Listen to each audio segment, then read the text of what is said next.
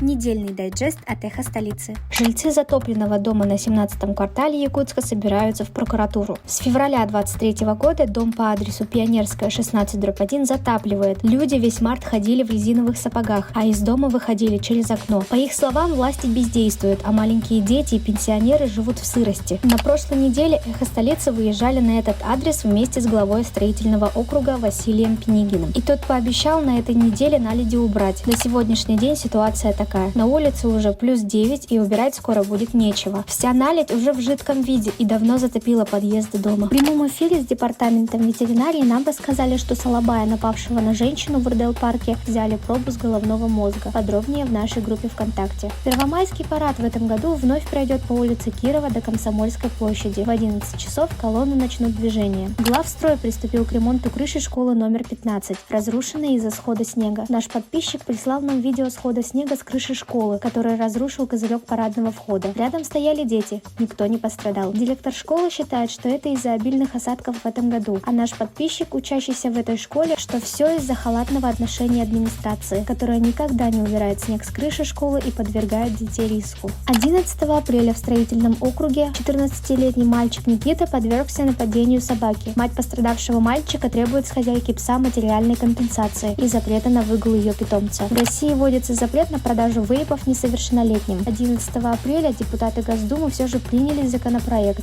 запрещающий продажу вейпов несовершеннолетним практически единогласно. Семьи военнослужащих могут получить помощь на газификацию домов. На эти цели выдается единовременная адресная материальная помощь в размере 150 тысяч рублей. 15 апреля закрылась ледовая переправа Якутск-Нижний Бестях. За несанкционированный выезд на лед налагается штраф. Во время прямого эфира по теме застройки микрорайона Спортивный на радио СТВ сообщили о том, что в районе 17-го квартала построят 2 школы, 2 детских сада, а также спортивный объект. А этажность домов в микрорайоне в среднем составит 9-12 этажей. В кварталах 2Б и 2А некоторые дома достигнут 16 этажей. Напоминаем, что в связи с реконструкцией улицы Винокурова с 15 апреля по 31 октября 2023 года закрыто движение для транспортных средств на участке от улицы Чайковского до улицы Ленинская. На этом все. До новых встреч!